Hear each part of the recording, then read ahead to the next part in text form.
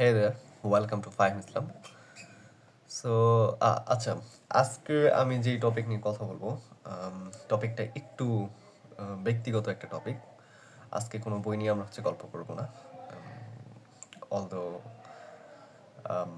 By the way, okay, let's talk about books. আমরা একটা বই আমি পড়তেছিলাম। এটা হচ্ছে দ্য বোনাস। আমি এর আগে এনার বই কখনো পড়ি নাই, but like reading this book is fun. So আপনাকে যদি এই বইটা পড়তে চান তো পড়তে পারেন। একটা শব্দকে কেন্দ্র করে আজগুবি যে ইনি গল্প বলছে, ওটা খুব ভালো লাগে আমার, পড়তে ভালো লাগতেছে। আচ্ছা, টপিক এটা ছিল একটা বই নিয়ে হালকা পাতলা কথাবার্তা। কিন্তু বাংলাদেশে একটা বিষয় নিয়ে আমি কথা বলতে চাই, সেটা হচ্ছে সিভিক সেন্স। বাংলাদেশের আমাদের মানুষদের মধ্যে যে শিষ্টাচার বিষয়টা আছে, এটা আমরা কি চর্চা করি কি করি না। এখন বাংলাদেশ সম্পর্কে আমি হালকা পাতলা কথা বলতে পারবো। ছোটবেলা থেকেই একটা ইচ্ছা ছিল যে কান্ট্রিকে নিয়ে কিছু একটা কথা বলার চেষ্টা করব, বাট বলে না যে আমি ব্যক্তিগতভাবে মনে করি যে যতক্ষণ পর্যন্ত একটা পর্যায়ে না যাওয়া যায় ততক্ষণ পর্যন্ত কথা উঠানো উচিত না। সো যেহেতু আমি এখন ক্যাপিটালে আছি মোটামুটি, অ্যান্ড সাম অফ ইয়ার্স হয়ে গেছে আমার ক্যাপিটালে থাকার মতো। অ্যান্ড সত্য কথা বলতে আহ, সবশেষে আমি নিজের জায়গা থেকে অনেক ডিসঅ্যাপয়েন্টেড, বিকজ কীভাবে বলবো, জাস্ট থিঙ্ক অ্যাবাউট ইট। আমরা একটু যদি বিভিন্ন ধরনের কান্ট্রিকে চিন্তা করি, যেগুলো মোটামুটি রক্ষণশীল, এবং আমি যদি বলি যেগুলো মোটামুটি অনেক কি বলে সভ্য দেশ, সেখানে আপনি যে যান, আপনি দেখবেন একটা পার্কে বা একটা রাস্তার কিছু দূর পর পর একটা পাবলিক টয়লেট আছে, একটা ট্রাশবিন আছে। বাংলাদেশে বাংলাদেশে আমি থাকি ক্যাপিটালে। ক্যাপিটালের মধ্যে আপনারা সবাই জানেন farm get one of the like অনেক পপুলার একটা জায়গা। শাহবাগ অনেক বিখ্যাত একটা জায়গা। গুলশান, বনানী খুব চমৎকার জায়গা।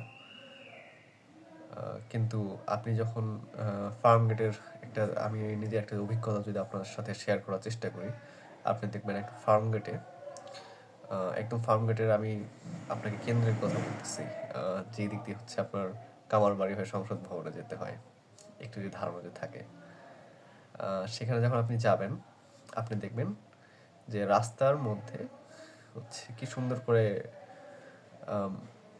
ওখানে আবর্জনা স্তূপ ভর্তি করে রাখছে রাজপথের মধ্যখানে। এবং শুধু আবর্জনা নেই, সেই আবর্জনাতে আপনি একটু যান, আপনি দেখবেন যে প্রাণী বিষয়টা আলাদা। একটা প্রাণী অনেক পরিষ্কার আমাদের দেশের মানুষদের থেকে। মানুষদের মল পাওয়া যায় ওখানে। আমি রাফেজ, দিস ইজ সামথিং যেটা আমাকে, এবং এটা বাংলাদেশে যে খুব অস্বাভাবিক বিষয় এমনটা না, খুব স্বাভাবিক। এবং শুধু মানুষ না, আপনি যদি অন্যান্য প্রাণীদেরকে দেখেন, তারা যখন মৃত হয়, তারা যখন মরে যায়, তারা কিন্তু রাস্তার মাঝখানে কখনো মরে না, তারা একটা শূন্য স্থানে যায় মরার চেষ্টা করে। সো আমি জানি না বাংলাদেশের সিটি কর্পোরেশন এরা কি করতেছে, কিভাবে থাকে। এটা খুব জঘন্যতম একটা অভিজ্ঞতা। এবং আমি যে এটা যে এককালীন একটা অভিজ্ঞতা এমনটা না, এটা নিয়মিত হতেই আছে। আমি আজকে আমার পথ দিয়ে নিচে যাব, দেখবো যে প্রচুর গন্ধ দিয়ে আমি হাঁটতে পারতেছি না, আমি আমার ট্রেন ধরতে পারতেছি না। আমি আমার মেট্রোতে চললে দেখবো যে আশেপাশে ধুলাবালি দিয়ে ভর্তি। হ্যাঁ, মেট্রোতে আপনি যখন যাবেন, এখন তো এমনও হয়েছে যে আপনি মেট্রোতে চড়তেছেন, আপনার কাছে ভিক্ষা চাওয়ার জন্য মানুষেরা চলে এসেছে। এবং এই যে রিক্সা যারা চালক আছে, তারা যে কি বলে মোটামুটি একটা রাজপথ দখল করে থাকে, এটাও খুব খারাপ একটা বিষয়।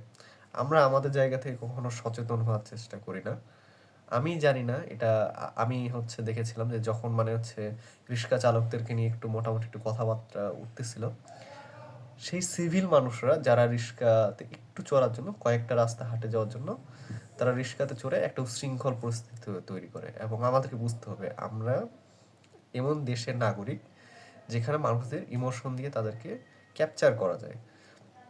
আমাদের আইকিউ মোটামুটি 70-র আশেপাশে থাকে অ্যাভারেজে। সো আমাদের দেশে যে আমরা খুব চমৎকার মানুষদেরকে খুঁজে পাবো এমনটা না। আমি দেখেছি খুব বড়, বড় জায়গায় যারা পলিসি মেকিং এ থাকে তারা যে খুব চমৎকার এমনটা না। তারা অনেক কনজারভেটিভ চিন্তাধারা হয়। তারা প্রচুর কি বলা যায়? আ অনেক কিছু নিয়ে তারা চিন্তাও করতে পারে না। সো এই জায়গা থেকে আমি জানি না আমার এই কনটেন্টটা কখনো কারো কাছে পৌঁছাবে কিনা। কিন্তু যদি পৌঁছায় তাহলে আমি এটুকুই বলব যে বি অ্যাওয়্যার। আমরা আশেপাশে ছোট কিছু কাজ করতে পারি। আমি চেষ্টা করি যে হচ্ছে পথশিশুদেরকে পড়ানোর জন্য এবং সেখানে আমি আমার জায়গা থেকে যখন তাদের সম্পর্কে নিয়ে আলোচনা করি, সিভিক সেন্স নিয়ে, শিষ্টাচার নিয়ে, তারা কিন্তু অনেক আগ্রহ দিয়ে শুনে এবং তারা পরিষ্কার হওয়ার চেষ্টা করে। আম তারা যদি এত সুন্দর চমৎকার পরিবর্তন দেখাতে পারে তাহলে আমি ভাবলাম যে এই বিষয়টা যদি সাধারণ জনগণের সাথে বিনিময় করা যায় বা তাদের সাথে যদি তুলে ধরা যায় তাদের সামনে, তাহলে তারা হয়তোবা আমরা আমাদের জায়গা থেকে আরো ভালো করে দায়িত্ব নেওয়ার চেষ্টা করব। এ এতটুকুই ছিল। আম আমি জানি না এটা কোন ধরনের, আমি একটু বলার চেষ্টা করেছি নিজের মতো করে। I hope যে আপনারা আপনাদের জায়গা থেকে আ এই বিষয়টাকে চর্চা করবেন এবং আমাদের দেশকে পরিষ্কার রাখবেন। ধন্যবাদ।